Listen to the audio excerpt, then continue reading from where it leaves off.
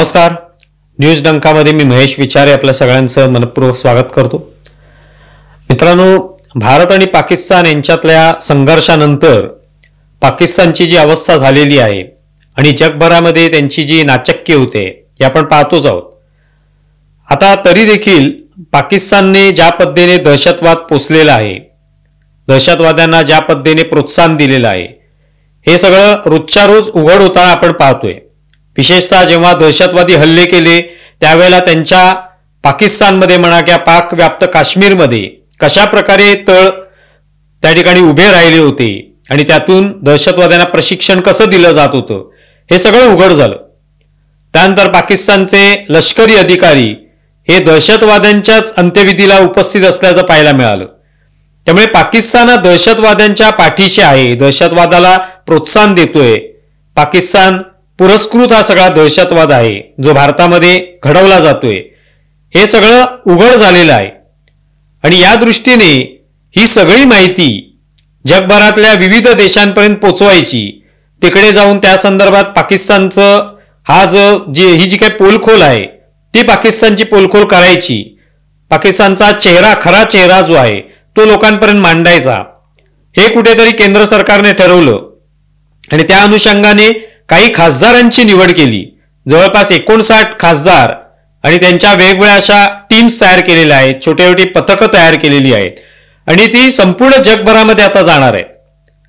आशियामध्ये काही जातील, काही आफ्रिकेत जातील, अमेरिकेत जातील, युरोपमध्ये जातील आणि त्या ठिकाणी जाऊन त्या विविध देशांना भेटी देऊन त्या ठिकाणी पाकिस्तानचा हा चेहरा जो आहे, खरं रूप जे आहे पाकिस्तानचं, हे सगळं मांडण्याचा प्रयत्न करणार आहे. आणि ते झाल्यानंतर हे अगदी सहज झालं असतं, म्हणजे ते सगळे खासदार वेगवेगळ्या टीम्स तयार झाल्या असत्या आणि ते निघाले असते, पण असं झालेलं नाही. याच्यामध्ये लगेच या सगळ्या खासदारांच्या निवडीनंतर एक राजकारण होऊ लागलेलं आहे, त्या ठिकाणी टीका होऊ लागलेली आहे. जसं विशेषतः काँग्रेसमधून शशी थरूर यांचं नाव सरकारने घेतलं, सरकारनेच या सगळ्या खासदारांची निवड केलेली आहे.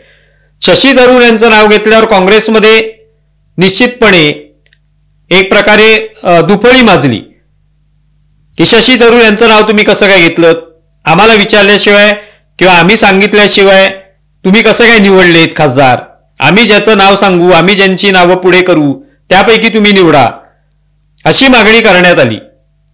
त्यामुळे काँग्रेसलाच कुठेतरी थरूर हे तिकडे जाऊ नयेत असं वाटतंय आणि याचं कारण स्पष्ट आहे. गेल्या अनेक दिवसांमध्ये थरूर ज्या पद्धतीने भारत सरकारने म्हणा, लष्कराने ज्या पद्धतीने भूमिका घेतलेली आहे या सगळ्या संघर्षामध्ये, त्याचं कौतुक करताना दिसत आहेत आणि त्या नेमक्या भूमिका काँग्रेसच्या विरोधातल्या आहेत. कारण काँग्रेस हे कौतुक करत नाहीये, ते उलट प्रश्न विचारतायत, लष्करालाच प्रश्न विचारतायत, भारत सरकारलाच प्रश्न विचारतायत, पण थरूर मात्र कौतुक करतायत. आणि त्यामुळे थरूर यांना कसं काय पाठवताय तुम्ही, थरूर यांचं नाव कसं काय घेतलं, आम्हाला विचारल्याशिवाय थरूर यांची कशी निवड केली, असा काँग्रेसचा सवाल आहे. तिकडे इतर जे वेगवेगळ्या पक्षांचे खासदार निवडलेले आहेत, भारतीय जनता पार्टीचे खासदार तर आहेतच त्या सगळ्या पथकांमध्ये, पण त्याच्यात इतर पक्षांचे जे विरोधी पक्ष आहेत किंवा इंडिया आघाडीतले पक्ष आहेत आणि प्रामुख्याने भाजपचे विरोधक आहेत कट्टर, अशा पक्षांचे सुद्धा प्रतिनिधी त्या पथकांमध्ये आहेत. शरद पवार गट यांच्या सुप्रिया सुळे एका पथकाचं नेतृत्व करणार आहेत. तिकडे डीएमकेच्या कनिमोळी ज्या आहेत त्या सुद्धा त्या एका पथकाचं नेतृत्व करणार आहेत. स्वतः असदुद्दीन ओवैसी सुद्धा एका पथकामध्ये आहेत, जे तर सातत्याने भारतीय जनता पार्टीवर म्हणा किंवा एकूण हिंदुत्वाबद्दल अत्यंत कडवट प्रतिक्रिया देत असतात. पण ते आत्ताच्या या सगळ्या संघर्षामध्ये पाकिस्तानवर आगपाखड करताना दिसतात आपल्याला. ते मात्र या पथकामध्ये आहेत, मनीष तिवारी या पथकामध्ये आहेत. तेव्हा हे सगळे सदस्य जे आहेत ते निवडले गेलेले आहेत आणि त्यांची नावं किरण रिजिजू यांनी निवडलेली आहेत. ते संसदीय कार्यमंत्री आहेत. तिथे उद्धव ठाकरे गटाच्या प्रियांका चतुर्वेदी सुद्धा आहेत आणि याच्यामधनं कुठेतरी या इंडिया आघाडीमध्ये दुफळी माजलेली आहे. संजय राऊत यांना पत्रकारांनी विचारलं तेव्हा ते म्हणाले, आम्हाला न विचारताच कसं काय तुम्ही खासदार निवडला, आमचे सगळ्यात जास्त खासदार आहेत किंवा आमचे 9 खासदार आहेत, अशा वेळेला आम्हाला विचारायचं कोणत्या खासदाराला तुम्ही पाठवताय म्हणून, पण तुम्हीच स्वतःहून कशी निवड केली आणि हे सगळं जाऊन करायचंय काय तिकडे, कशासाठी जायचंय? श्रीकांत शिंदेची निवड झालेली आहे, श्रीकांत शिंदे जाऊन तिथे काय करणार आहेत? तरी कुठेतरी या सगळ्या विरोधकांना एक प्रकारे लागलेलं सुद्धा आहे आणि त्यातले अनेक विरोधक तयार सुद्धा झालेले आहेत. एका प्रकारे कोणी किती म्हटलं, किती हा चांगला उद्देश आहे हे सांगितलं तरी याच्यामध्ये राजकारण होणार हे स्पष्टच होतं. कारण का शेवटी विरोधकांना घेऊन या पथकांच्या माध्यमातून वेगवेगळ्या देशात जायचं आणि तिकडे पाकिस्तान हा कसा दहशतवादाला पुरस्कृत करतो हे सगळं सांगायचं आणि आत्ताची सगळी उदाहरणं या संघर्षादरम्यान जो काही चेहरा त्यांचा उघड झाला तो सगळा तिकडे सांगायचा, वेगवेगळ्या लोकांना सांगायचा, तिकडच्या दूतावासातील लोकांना सांगायचा, तिकडच्या सरकारी अधिकाऱ्यांना सांगायचा. तर ही सगळी भूमिका मांडायची म्हटल्यानंतर स्वाभाविकच त्यासाठी हे सगळे विरोधी पक्षातले खासदार येत आहेत, त्यातून राजकारण होणारच होतं. आणि तीच कदाचित अपेक्षाही असेल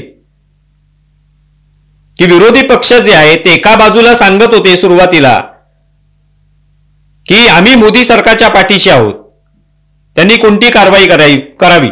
जेव्हा नरेंद्र मोदी यांनी बिहारमध्ये भाषण केलं पहिल्यांदा तेव्हा त्यांनी सांगितलं कल्पना सुद्धा करता येणार नाही विरोधक म्हणजे या सगळ्या शत्रू राष्ट्राला पाकिस्तानला अशा पद्धतीची शिक्षा आम्ही देऊ,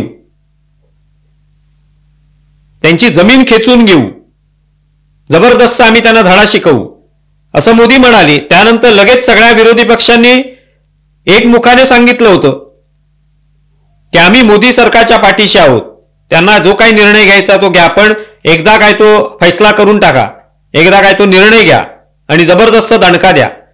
हे सगळे बोलले खरे, पण जेव्हा लष्कराने कारवाई केली, पहिली दहशतवादी तळ उद्ध्वस्त केले, क्षेपणास्त्र डागली आणि त्यानंतर एअरबेस सुद्धा उद्ध्वस्त केले आणि पाकिस्तानची पुरती नामुष्की झाली.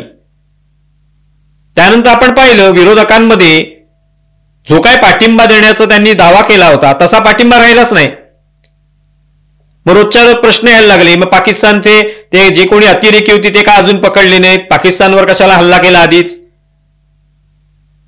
सीज फायरची जी काही भूमिका होती ती अचानक अमेरिकेने कशी काय घेतली, तुम्ही काय केलं त्या ठिकाणी, तुमची काय भूमिका होती, भारताची विमानं पडलेली आहेत का, त्याची उत्तरं द्या.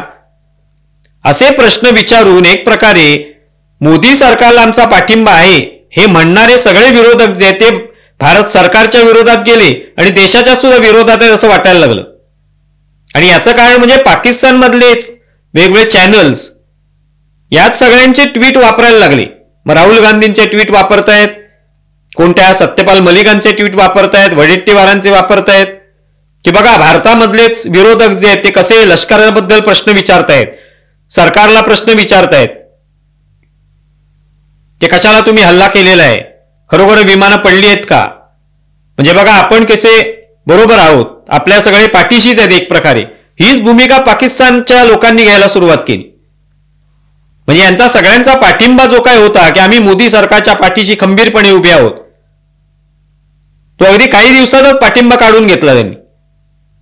आणि हे कदाचित नरेंद्र मोदींना पक्क माहिती असणार की विरोधक सांगतायत एका बाजूला की आम्ही सगळे भक्कम पाठीशी उभे राहू, पण कारवाई जशी पक्की झाली एकदम अचूक अशी सगळी ही तळ उद्ध्वस्त केले, अचूक एअरबेस उद्ध्वस्त केले आणि पाकिस्तानचं चांगलं नाक ठेचलं, तेव्हा मात्र हे विरोधक जे आहेत त्यांच्यामध्ये दुफळी माजली आणि मग त्यांनी विरोध करायला सुरुवात केली. म्हणजे मोदींना हे माहिती होतं की आपण ही कारवाई अचूक झाल्यानंतर विरोधक जे त्यांचा पाठिंबा कायम राहणार नाही. काय आपल्याला पाठिंबा देणं किंवा देशाचं कौतुक करणं म्हणजे एक प्रकारे मोदी सरकारचं कौतुक करण्यासारखं आहे. लष्कराला सगळे पाठिंबा देत होते, तुम्ही बघाल ते सगळ्यांचे ट्विट्स, लष्कराचं अभिनंदन, लष्कराने केलेली कारवाई जे त्याची स्तुती ही सगळ्यांनी केली, पण कोणी मोदी सरकारचं अभिनंदन केलं नाही मनापासून. कोणी त्या ठिकाणी देशाला कसं यश मिळालं हे मनापासून म्हणाले नाहीत. याचं कारण काय की कुठेतरी मोदींना त्याची स्तुती त्यामुळे होणार आहे, मोदींना श्रेय मिळणार आहे हे ते कसे काय पचवू शकतील?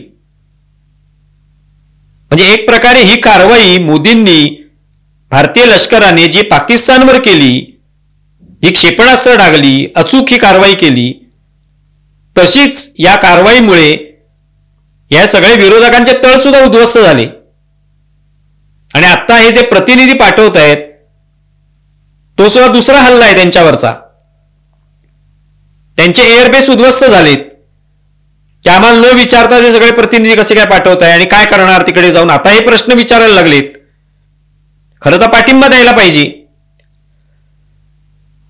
की तिकडे जाऊन निदान पाकिस्तानचाच विरोध करणार आहेत ना सगळे. तिकडे जाऊन काय नुसते पिकनिकला सगळेजण चाललेले नाहीयेत. ते सगळे विविध दौऱ्यावर जाताना पाकिस्तान हा कसा दहशतवादी देश आहे, पाकिस्तानने कसं दहशतवादाला पोचलेलं आहे हेच सांगणार आहेत. मग त्यासाठी खरं तर सगळ्या विरोधकांनी सरकारच्या बाजूने उभं राहायला पाहिजे होतं. पण पुन्हा सगळे वेगवेगळे झालेले दिसून येतात. प्रत्येक जण आपापला स्वार्थ साधतोय. संजय राऊत म्हणतात की आम्हाला न विचारता कसं काय पाठवलं. काँग्रेस म्हणते शशी थरूर यांची कशी काय निवड केली. म्हणजे एक प्रकारे नरेंद्र मोदींनी या दोन घटना ज्या आहेत, एक म्हणजे पाकिस्तानवर केलेली कारवाई आणि दुसरे लोकप्रतिनिधींची केलेली निवड, हे दोन असे अचूक हल्ले आहेत विरोधकांवरचे की त्याच्यामुळे त्यांचे सगळे तळ उद्ध्वस्त झालेत. आपण काय बोलतोय, देशाच्या बाजूने बोलतोय की देशाच्या विरोधात बोलतोय, याचंही भान त्यांना राहिलेलं नाही. आणि त्यामुळे जनताही पाहते, जनतेलाही कळतंय की हे बरोबर ट्रॅपमध्ये अडकलेले आहेत. संजय राऊत स्वतः म्हणाले सुद्धा आहे की मोदींनी ही सगळी निवड केल्यामुळे विरोधक सगळे ट्रॅपमध्ये अडकलेत. खरं तर इंडिया आघाडीतल्या सगळ्यांनी याच्यावर बहिष्कार घालायला पाहिजे होता. पण बघा कोणी बहिष्कार घातलेला आहे का? सगळे निघालेत. आणि ते जाणं आवश्यक सुद्धा आहे, कारण पाकिस्तानचा विरोध करायचा आहे. आणि जर कोणी इन्कार केला की आम्ही जाणार नाही कारण केंद्र सरकारने निवडलेले आहेत, आम्ही त्यांच्यासोबत नाही, मग याचा अर्थ तुम्ही पाकिस्तान सोबत आहात असा त्याचा अर्थ निघणार आहे. अशी चाल आहे, अशा पद्धतीचा हा हल्ला आहे.